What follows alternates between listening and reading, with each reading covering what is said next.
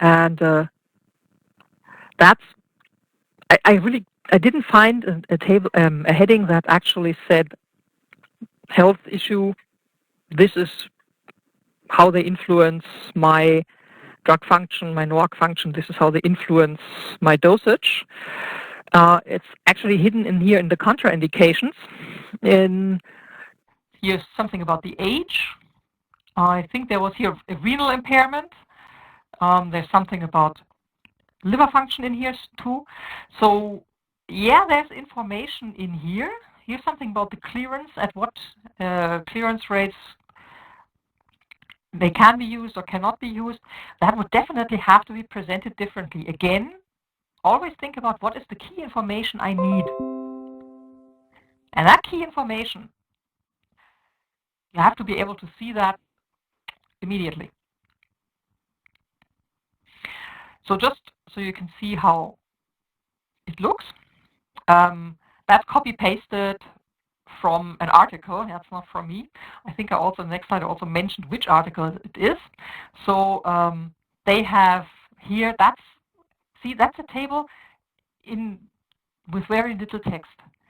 And if you look through the reviews and everything, everything that is published, you will never see tables that have a lot of text, or very, very, very rarely. Usually it's like this.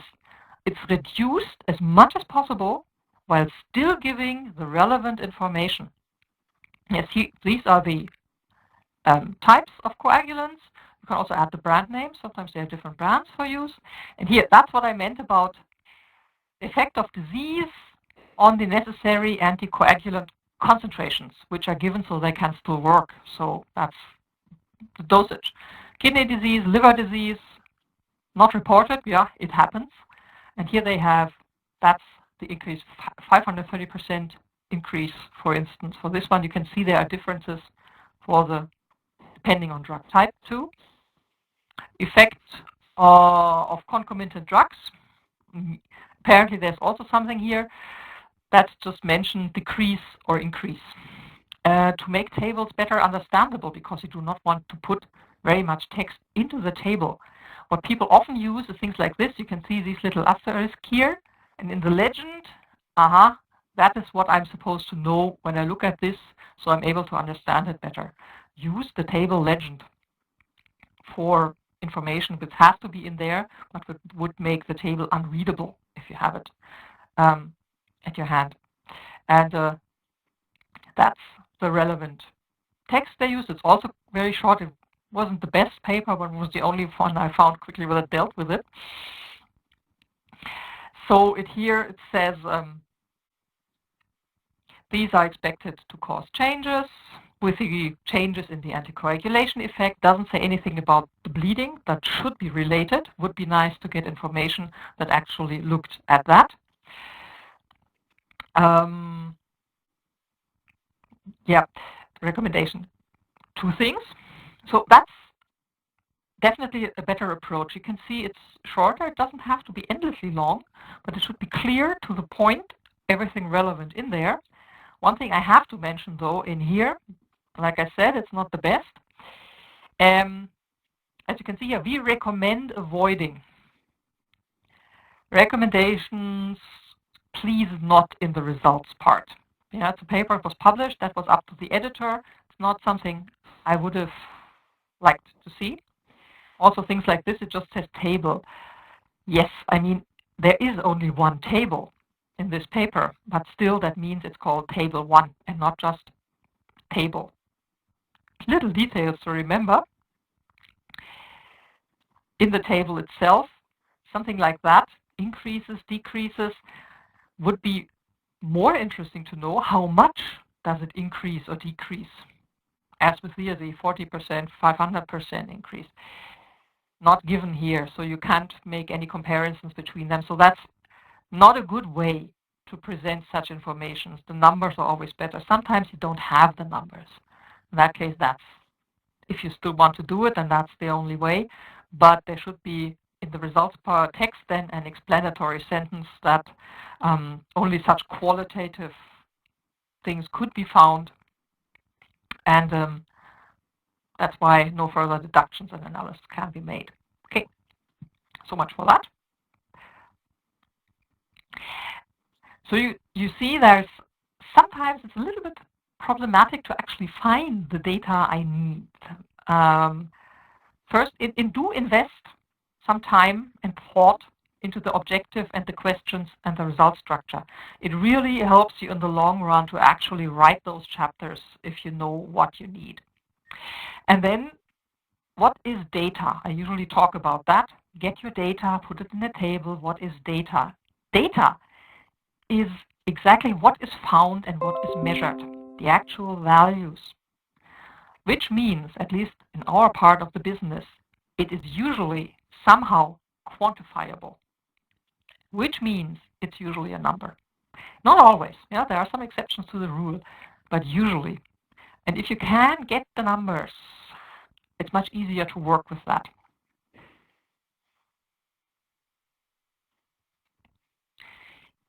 Of course, that still begs the question, how do I do it? I still have these 30 papers on my desk, and I still need to get them into my thesis. So first, second, third. First, as it says on the slide, be clear about what you need. I hope I was able to make that clear to you in these examples. You really need to know what you need to answer your questions. And look to the outcome parameters in the PICO questions. That is usually the stuff that gives you the numbers for your tables. Know what you need. Once you have your papers, you sit down and go through those selected papers and put all usable data, everything you think at this point is of interest and usable, into a table. Spreadsheet, you can use an Excel. Excel spreadsheet doesn't really matter. It's usually a very large table at this point, because like I said, for every different type of data, it gets a new column. Within the column, only things that are comparable to each other. So if they are not, new column. With 30 papers, you can end up with quite a number of columns. The thing is, if you extract all the data in one go, you don't have to revisit the papers that much. So it's usually better to make a large table at the beginning and have everything in there. Because that's, again, as it says here, the aim is, once you have everything in there, then you have something that you can actually filter and sort and work with. Because what you will then do, you would look at your table and revise it. You might take out some columns. If of the 30 papers, only one measured bone position in relation to NOACs. You'd say, okay, that's not a parameter I'm going to look at. Scratch. One gone. So only take things what you can actually use, where there is enough. Then you can organize it maybe according to, so you have the dosage regime, and you have the bleeding, and you have the patient ages, and the health status, and the coagulation, everything you could find. Then you can try to sort it according to patient age. What does it tell me if I have this? Or maybe according to concomitant drug use. So you can sort your data around until you have it in such a shape that will actually tell you something. Then you can split the table. Don't use the total table for the thesis. Best way to do it, split it into nice, manageable bits. One table that's maybe according to the drug type or according to the outcome parameter you're looking at. Don't put 5, 6 different outcome parameters in the same table. Remember, like at the beginning with the this one table where example 3 it was at the beginning, where I said it would be better to split it, have one table with the clinical outcome parameters and have one table with the microbiological outcome parameters. Split it into logical parts, and then talk about these logical parts in the individual research chapters. Things about the table, like with the results part for self-control, with the materials as methods part, you can do the self-control by checking, could somebody work based on this? For a table, the self-control would be, it could somebody within only a minute or so understand what the main points of this table is. Yeah, understandable at a glance, or at least at second glance. If you think somebody would have to take quite a bit of time to figure out what I'm actually trying to say with this table, revise.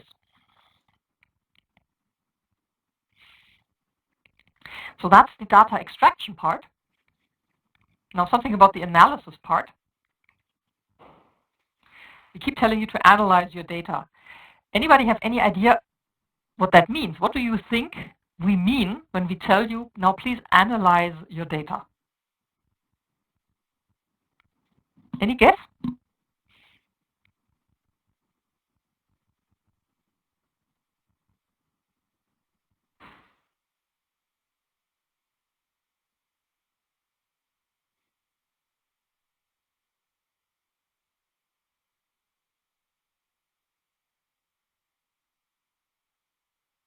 Come on, you must have some idea. And you'll hear it a lot.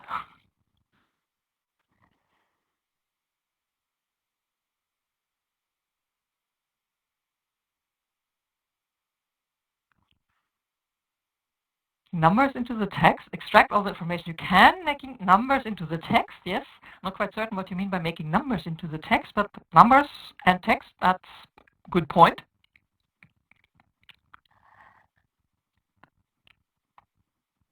See what you write. I don't know why this always takes so long from writing until finally arrives at my end of things.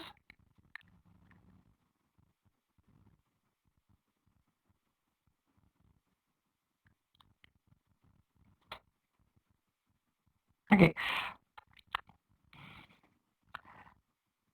Transforming the numbers we got into something intelligible. Exactly. Make it easy to understand for the reader. It's something we can read precisely and understand without doing the analysis ourselves. Important point. That's why the tables should be simple too. To evaluate data easily, precisely. Yes, that's exactly the point. What analyze means. You have to analyze so that somebody else who reads it can easily evaluate the data.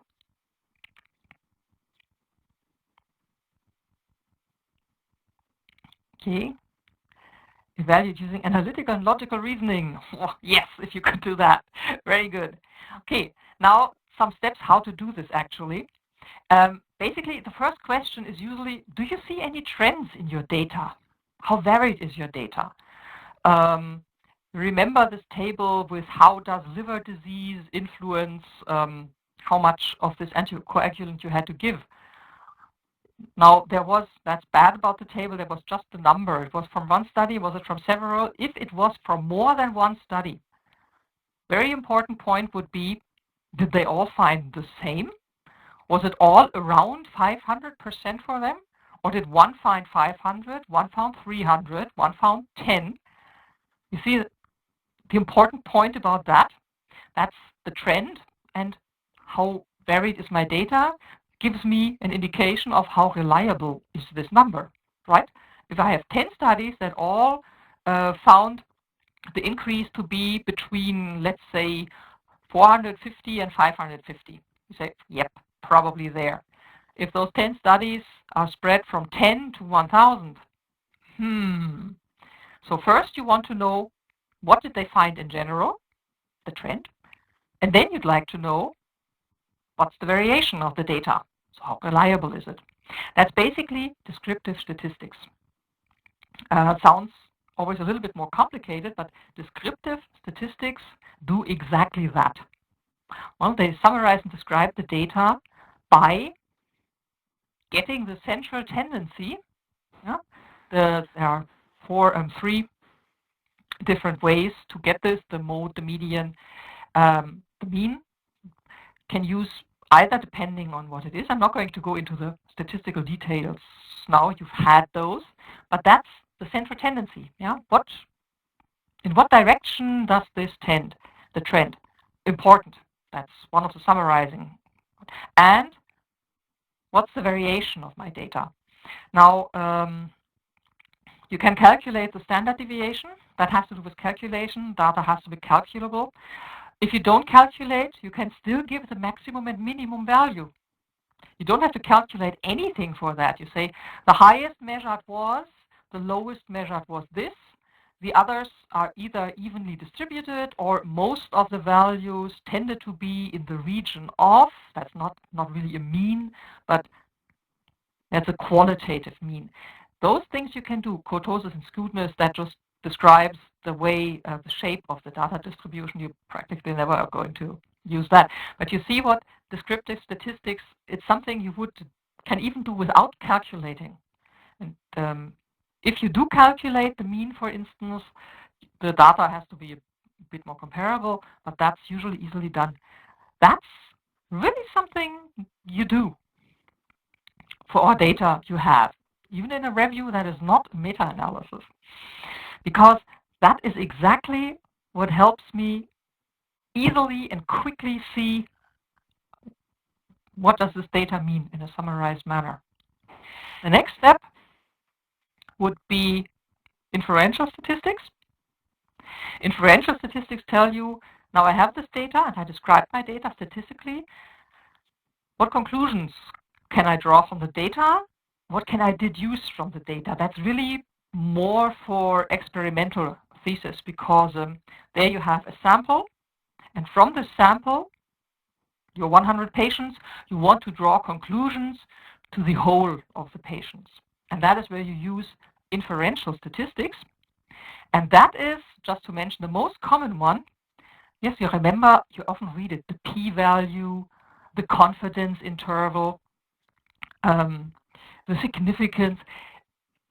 That is where this belongs, in the realm of the inferential statistics.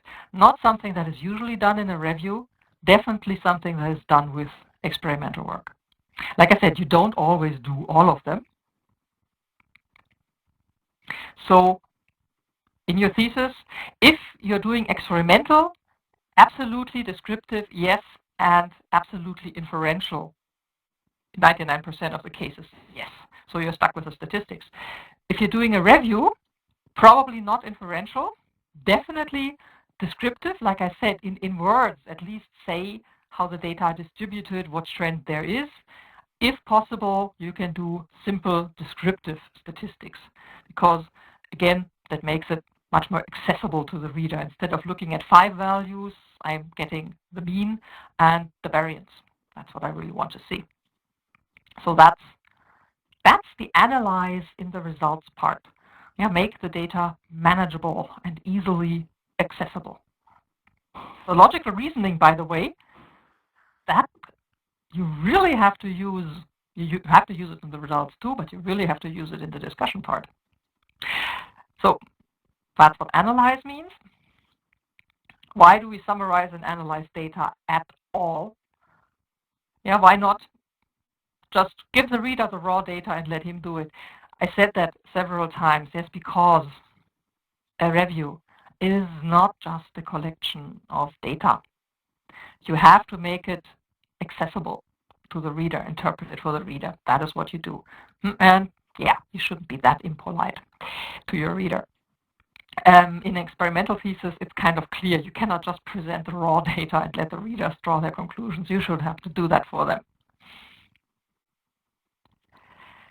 Next, now I've got my tables.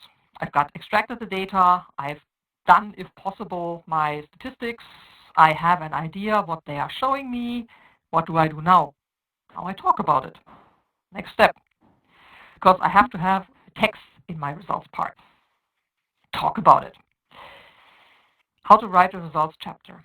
Well, first I have to have my data, because that's what I am writing about.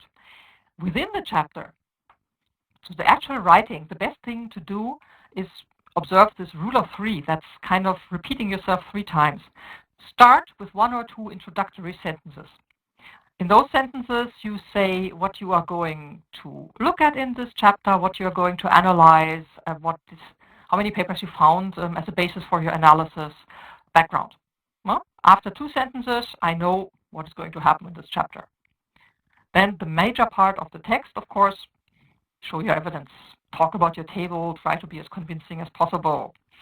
And in the end, conclusion, last 1 or 2 sentences, you can shortly summarize the results of your analysis. The last part, 3, is not absolutely necessary, but it quite often helps to keep you on track that in your results chapter, you are really still talking about what in the beginning you said you wanted to talk about. I've quite often seen chapters where that just didn't work. So as an example, here's one, a periodontal pocket depth. First, that's the introductory part. This is defined as what it is defined, how it is measured, and then how much data did I find, 6 studies, and all of this is summarized in table 1. When I read this, I know exactly what this chapter is going to talk about.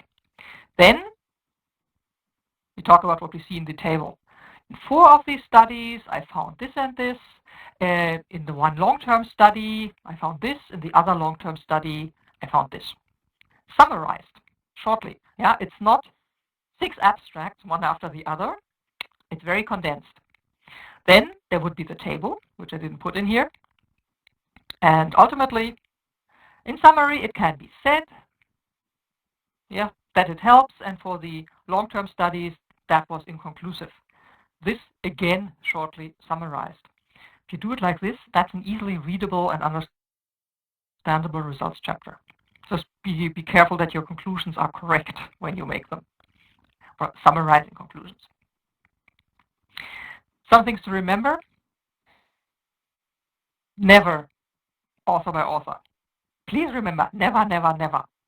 Always use facts in the tables, not a lot of text, because you don't want to hunt for the facts, you want the facts. Never just give the data. Always do a summary and an analysis of it. Can be qualitative, you don't have to do mathematical calculations, but tell the reader what you see in the data, what it tells them. Keep your research questions in mind. Keep a little bit in mind study quality.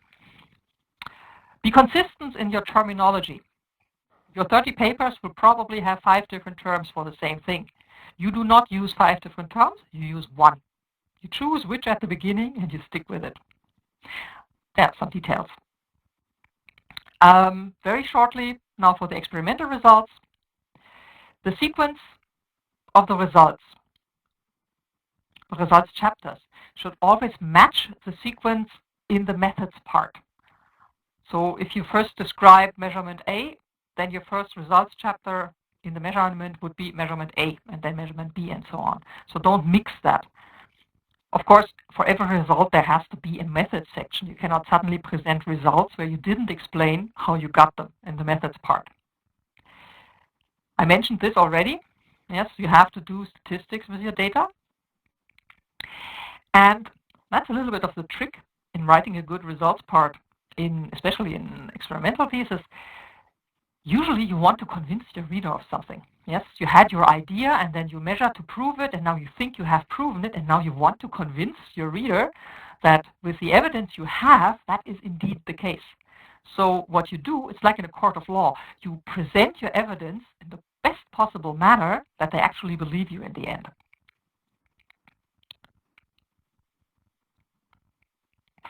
Some examples. Took longer than I thought, but we're almost done. That is, again, a complete results part, except there were 3 more tables, but there was no more text. Just so you can see it. That was the table, that was the text. There's a table, there are numbers, there are statistics. So far, so good. Question. Anybody know what KI2 is, or what TOPLAM is? I didn't. And it's not explained anywhere. Never make such mistakes. Yes, never leave your reader guessing with anything. Also, it does not talk about the results at all. It just leaves the table standing there. It says here, this was done with the implants, and these were the patients. It doesn't belong in the results part. Belongs up in the methods part anyway. all data was collected, compared with new data, and table 1 to 4 show the data comparison between the two implant systems. That's it. So now the reader has to go and look at the tables and start to do the comparison and starts to wonder what the dickens do all of these individual things mean and what is this supposed to tell me. That's not what you want. You want you want to convince the reader of something. That was your original idea. Either that there is a difference or that there is no difference.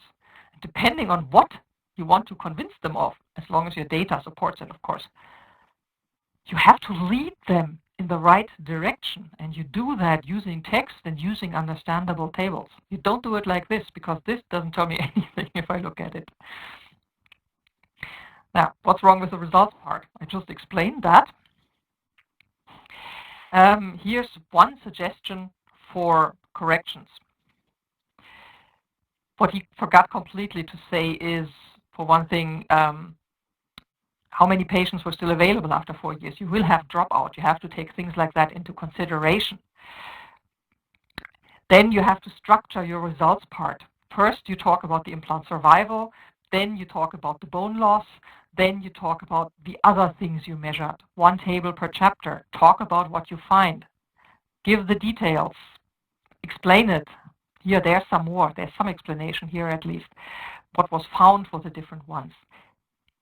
Yes, take your reader by the hand, lead them through your results and explain them to them so that they understand what you are getting at. That's the important part in experimental results, really.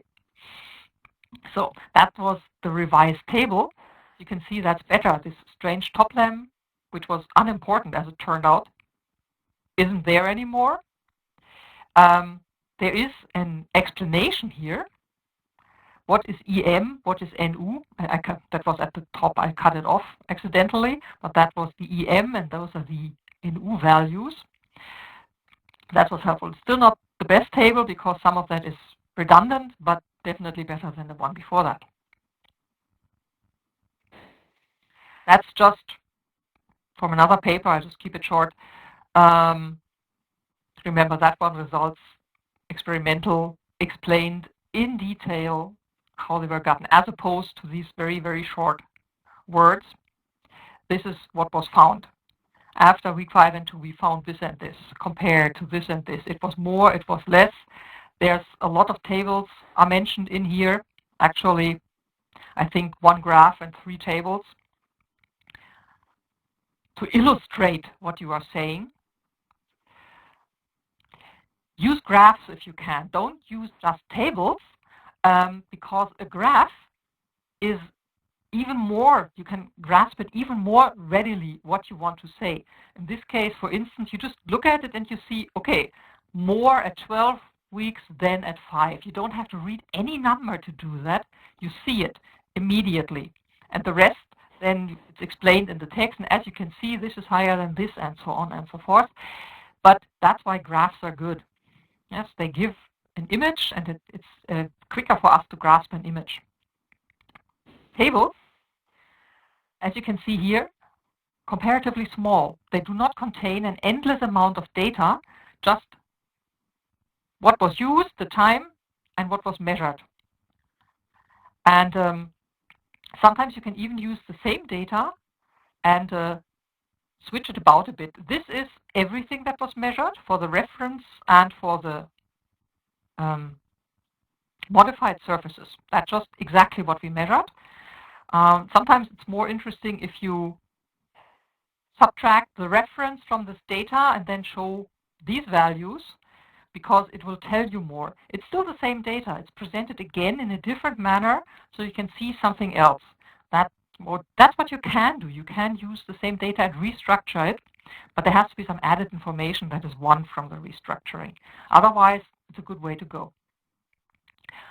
Coming to the end. You almost made it. Next lecture is hopefully on the 1st of June. I'm saying hopefully because next week I'm due for hospital again because my arm isn't healing correctly. And I hope I won't be in there long, but I don't know. So I'll keep you updated, but let's hope for the best. And two more slides.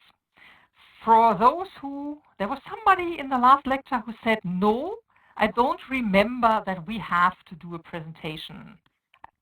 And this slide is from the very first lecture. And here it says that at some point you will receive a small task and have to analyze and correct some thesis parts, and that this will be presented in the last seminar and discussed. Meaning, you will prepare some PowerPoint slides, and then you will be able to talk about it, in the way I am now doing all the time. I amended this a little bit, and this is definitely the last slide of today, because of the time constraints we're running into. My fault, but well, we have two seminar dates at the end, shifted a little bit. So basically what we're going to do is, for the first one, which is on the 29th of June, there'll be this analysis and correction. I'll send out to you, hopefully next week, if I get out of hospital quick enough, some examples of a thesis, of thesis chapters, of materials and methods, everything we talked about up to now, including the discussion, which we'll talk about next time. And you act as a tutor and correct it. So what should be changed? What should be improved? And send this back to me, preferably prior to the 29th of June. And then I'll discuss it and give my solution. I was going to say the correct solution, but it's definitely just my solution in this seminar. So you do not have to talk in this seminar yet, probably. In the last one, we try mini research task, meaning you get a question and several papers and practice extracting data, maybe searching for data. I haven't quite decided yet. Anyway, you'll have to generate some results and answer some questions and tell us about it. Short, doesn't have to be long, but that will force you to talk, not just me. No, it's not that mean, but it's really helpful to do something like that, so you can talk about it among yourselves. I'm not going to make you do it alone. You can try it in some groups. I'm thinking we are currently just, I think, 8 participants, so groups of 2 maybe. You can do it alone too. Your decision, we can talk about that later. And then just give a short presentation of what you found. Anybody totally scared by now? You can ask. If you have any questions in between, you can always ask, of course. Anyway, that's it for today. Any questions? I'm just 10 minutes over time. That's not bad. No questions.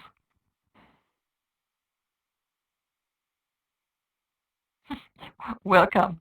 Hope it will help you somewhere at some point.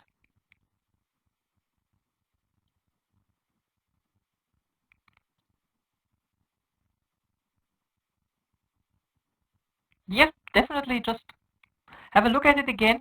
Again, I haven't been able to write the script. I'll again put up the slides. There will definitely be a script before you do the research task, so it'll be easier for you to actually look up the stuff which I told you about. But sorry, it's like cursed by bad luck this year. Okay. If there's nothing else, then you are released for today. I will hopefully, knock on wood, see you in 2 weeks' time. And try to check at least 2 days prior to the next lecture if I've uploaded anything, because as you saw today, it's difficult to put it on the slide. And if you talk about the discussion, that's even worse. So check if I uploaded anything and print it out so you can actually look at it and we know what we're talking about. Okay, that's it. Thanks and have a wonderful weekend. Thank you very much, and Have a nice evening. You too. Thank you.